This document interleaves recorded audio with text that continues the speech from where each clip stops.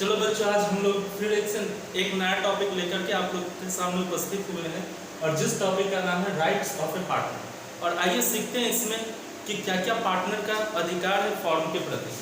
तो देखिए, कोई भी पार्टनर कहीं भी आप ड्यूटी करते हो या कुछ भी करते हो तो आपकी एक राइट्स होती हैं, समझ गए, आपका एक अधिकार होता है। तो हम लोग ये सीखते हैं कि पार्टनरशिप में पार्टनर्स का क्या अधिकार है। तो आइए इसके बारे में डिस्कस करते हैं।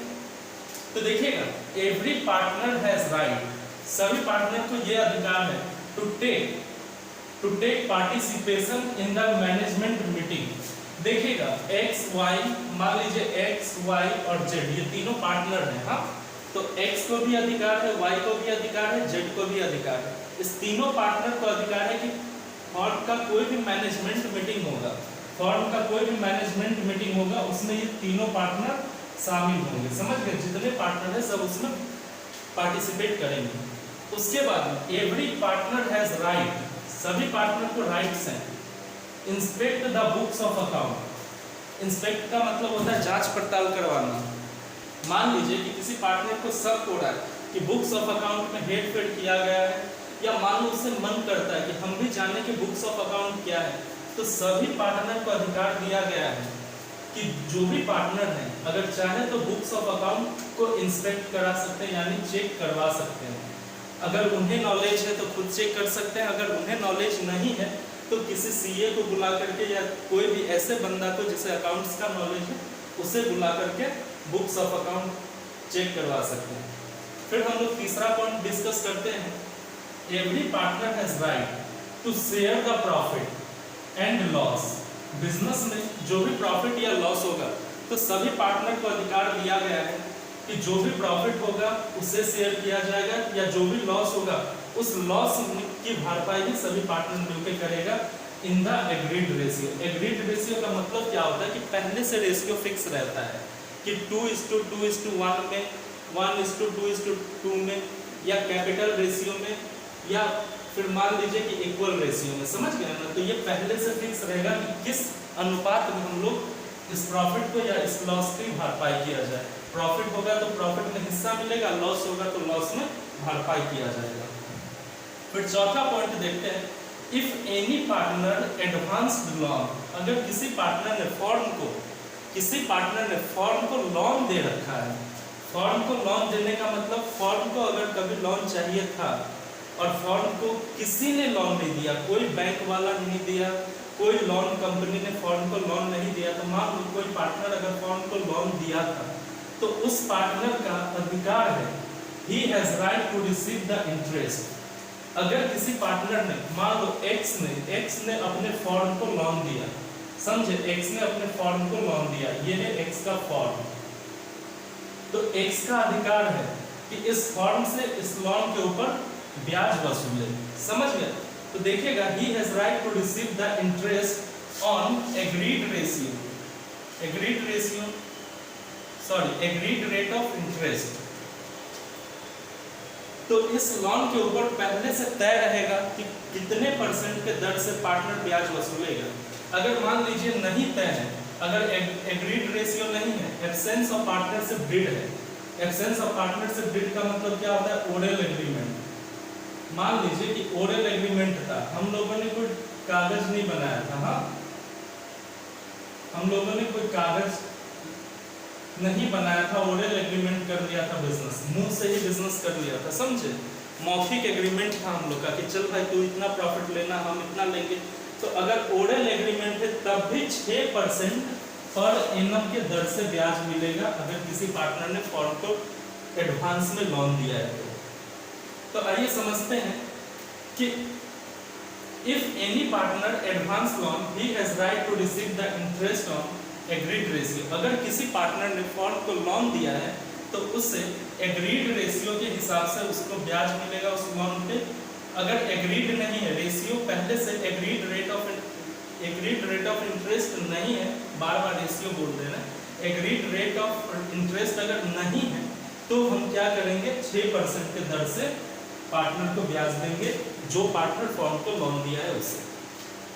उसके बाद में देखते हैं पांचवा point. A partner has right not to allow the admission of a partner. अब इसका मतलब ये है कि देखिए एक फॉर्म है, एक फॉर्म में मान लीजिए 30 पार्टनर हैं, टोटल 30 पार्टनर्स हैं। अगर एक भी पार्टनर कहता है कि मैं किसी नया पार्टनर को नहीं आने दूंगा, एक भी पार्टनर अगर कहता है मैं किसी नया पार्टनर को नहीं आने दूंगा फॉर्म में, और 29 पार्टनर एग्री है, 29 पार्टनर अगर एग्री है, एक भी पार्टनर अगर एग्री नहीं है तो नया पार्टनर उस फॉर्म में एंट्री नहीं ले सकता। आइए इसके बाद में अब हम जानते हैं after giving proper notice A partner can retire from the form. अगर कभी भी किसी पार्टनर को फॉर्म से रिटायर होने का मन होगा तो उसे क्या करना पड़ेगा, एक प्रॉपर नोटिस देना पड़ेगा। रिटायरमेंट से पहले कारण बताना पड़ेगा कि हम क्यों फॉर्म से रिटायर होना चाहते हैं। तो ये कैसे बताएगा, एक नोटिस के माध्यम से पूरे फॉर्म को, यानी और भी जो पार्टनर है उसे बताएगा कि देख भाई मेरा ये रीजन है फॉर्म को छोड़ के जाने का। हाँ, उसके बाद देखते हैं if expense incurred by the partner. अगर पार्टनर ने कोई खर्चा का पेमेंट किया है, किसके बिहाफ में, बिहाफ ऑफ द फॉर्म। मान लो ये है फॉर्म और इस फॉर्म का खर्चा है, एक्सपेंस किसका है, फॉर्म का, फॉर्म का एक्सपेंस है और पार्टनर ने पेमेंट कर दिया। मान लीजिए एक्सपेंस किया फॉर्म ने, अब पेमेंट किसने किया, पार्टनर ने। तो इस पार्टनर का अधिकार है, मान लेते हैं 2000 रुपये का पेमेंट पार्टनर ने किया है, खर्चा किसका, फॉर्म का, पेमेंट किसने किया, पेमेंट पार्टनर ने किया। तो इस पार्टनर का अधिकार है, देखिएगा, तो firm partner has right to get indemnified the payment made by firm, sorry the payment made by him.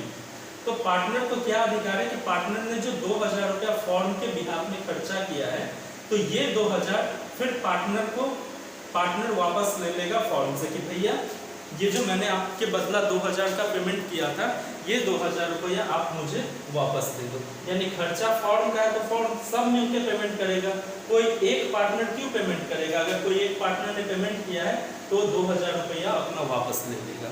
समझ गए, खर्चा फॉर्म का है तो सब मिलकर करेगा, कोई इंडिविजुअल नहीं कर सकता। चलिए अब हम लोग समझते हैं difference between partnership act 1932 and LLP act 2008। देखिएगा दोनों पार्टनरशिप बिजनेस का ही है, लेकिन ये क्या है, यहाँ पे जो पार्टनरशिप किया जाता है वो एक्ट 1932 के तहत किया जाता है, और यहाँ पे जो पार्टनरशिप किया जाता है वो लिमिटेड लायबिलिटीज ऑफ पार्टनरशिप यानी LLP एक्ट 2008 में पास हुआ था, 2008 के द्वारा किया जाता है। देखते हैं दोनों में क्या फर्क है, क्या फर्क निकल के आता है, इस बात को समझते हैं। आइए सबसे पहले देखते हैं, अब ये जो हमारा पार्टनरशिप फॉर्म है, पार्टनरशिप फॉर्म, तो इट्स कवर्ड अंडर एक्ट 1932। तो देखिएगा पार्टनरशिप का बिजनेस जो है ये किस एक्ट के अंदर कवर होता है, 1932 के अंदर कवर होता है। लेकिन फिर यहाँ पे देखते हैं LLP में, अगर किसी भी बिजनेस को हम LLP एक्ट के तहत रजिस्ट्रेशन करवाते हैं तो इट्स कवर्ड अंडर एक्ट 2008। तो देखिएगा ये एक्ट था, ये कोई ज़्यादा डिफरेंस नहीं था, ये तो आपको यहाँ भी नजर आ रहा है। अब समझते हैं पार्टनरशिप फॉर्म में क्या होता है कि separate legal entity concept not followed. अब sir separate legal entity concept क्या होता है, इस बात को समझते हैं। और यहाँ लिखा हुआ है कि separate legal entity concept followed, यहाँ पे सेपरेट लीगल एंटिटी कॉन्सेप्ट को फॉलो किया जाता है। अब चलो समझो, जैसे कि देखो ये कौन है, ये ऑनर है, ये ऑनर है, और मान लीजिए ये ऑनर का फॉर्म है, ये भी ऑनर सिंगल है, मतलब पार्टनर के रूप में XY। हाँ, अब देखिएगा सेपरेट लीगल एंटिटी कॉन्सेप्ट का मतलब क्या होता है कि मान लीजिए ये जो पार्टनर है ये अपने आप में क्या प्रिंसिपल है यानी ऑनर है, और ये उसका फॉर्म है। अब ध्यान देंगे हम लोग कि ऑनर और फॉर्म के बीच में एक दीवार है, ऑनर अलग फॉर्म अलग। फॉर्म भी एक व्यक्ति है, जैसे ऑनर क्या है, नेचुरल पर्सन है, नेचुरल पर्सन है, वैसे ही जहाँ पे सेपरेट लीगल एंटिटी कॉन्सेप्ट लागू होगा वहाँ फॉर्म भी एक पर्सन होगा, और फॉर्म एक आर्टिफिशियल पर्सन होगा, आर्टिफिशियल पर्सन होगा। तो देखिएगा सेपरेट एंटिटी कॉन्सेप्ट लागू होने से क्या हो जाता है कि फॉर्म भी एक ऑनर है, और ऑनर जो है, फॉर्म भी मान लीजिए एक पर्सन है, ऑनर भी पर्सन, फॉर्म भी एक क्या है, पर्सन है लेकिन आर्टिफिशियल पर्सन है, और ऑनर जो है फॉर्म का ये भी एक नेचुरल पर्सन है। समझे? अब इससे क्या फायदा होता है देखिएगा कि ऑनर का कस्ट ऑनर तक ही सीमित रहेगा, फॉर्म का कस्ट फॉर्म तक ही सीमित रहेगा। कहने का मतलब कि फॉर्म ने अगर बैंक से लोन ले रखा है, तो ये लोन का जिम्मेदारी देखिएगा किसका है, फॉर्म का है। अगर मान लीजिए फॉर्म बैंक का लोन नहीं चुका पाता है, तो ऑनर के प्राइवेट संपत्ति को नहीं बेचा जा सकता है, फॉर्म के नाम पे लिया गया लोन को चुकाने के लिए। यानी दो बातें हो गई, फॉर्म भी अपने नाम से जाना जा रहा है, ऑनर भी अपने नाम से जाना जा रहा है। मान लेते हैं कि आज रिलायंस कंपनी दिवालिया हो जाती है, तो रिलायंस कंपनी के संपत्ति को बेच करके उस मतलब जितने भी क्रेडिटर्स होंगे, जितने भी लायबिलिटीज होंगे, रिलायंस कंपनी के संपत्ति को बेच करके चुकाया जाएगा, मुकेश अंबानी के प्राइवेट संपत्ति को नहीं बेचा जाएगा। तो सेपरेट एंटिटी कॉन्सेप्ट लागू होने से ये फायदा हो जाता है। और दूसरा फायदा ये क्या हो जाता है, तो देखिएगा अब यहाँ पे अगर ये आर्टिफिशियल पर्सन है तो ये अपने नाम पे भी संपत्ति रख सकता है। इस पॉइंट को मैंने कवर करवाया है पॉइंट नंबर 6 में। यहाँ देखिएगा जहाँ सेपरेट एंटिटी लागू है, यहाँ देखिएगा इसमें क्या है कि separate legal entity concept followed लागू है। तो यहाँ पे देखिए property can be held by the name of form, तो कोई भी प्रॉपर्टी फॉर्म के नाम से खरीदा जा सकता है, बेचा जा सकता है, और फॉर्म के नाम पे संपत्ति रखा जा सकता है। लेकिन यहाँ क्या है कि separate legal entity concept not followed. जहाँ separate legal entity concept followed नहीं होता है, वहाँ पे property can't be held by the name of the partnership firm. तो यहाँ पे पार्टनरशिप फॉर्म के नाम पे किसी भी संपत्ति को न रखा जा सकता है, न बेचा जा सकता है, और न ही खरीदा जा सकता है। पार्टनरशिप फॉर्म के नाम पे न कोई संपत्ति रखा जाएगा, न बेचा जाएगा, न खरीदा जाएगा। तो सेपरेट एंटिटी कॉन्सेप्ट का ये दोनों बहुत बड़ा फायदा होता है। दूसरी बात देखिएगा, सेपरेट एंटिटी कॉन्सेप्ट यहाँ पे लागू नहीं है, तो जितने भी लायबिलिटीज हैं, कुछ भी अगर रुपया मान लीजिए कि बैंक का लोन है, कुछ भी है, समझ गए ना, तो यहाँ पे क्या है कि पार्टनर का प्राइवेट एसेट्स बेच करके चुकाना पड़ सकता है। जैसे liabilities of a partner are not limited का मतलब कि लायबिलिटीज पार्टनर का लिमिटेड नहीं है। जैसे कि देखो एक फॉर्म है और एक फॉर्म है एक्स है, वाई है, जेड है इसका पार्टनर, और ये फॉर्म किसी बैंक से ये फॉर्म लोन ले रखा है। ध्यान दीजिएगा, किसी बैंक से ये फॉर्म लोन ले रखा है 5 लाख रुपए का। मान लीजिए वाई भाग गया, जेड भाग गया, अब एक्स अकेले अगर पकड़ाएगा तो एक्स अगर अकेले पकड़ा जाएगा तो बैंक ये नहीं देखेगा कि वाई कहाँ गया, जेड कहाँ गया।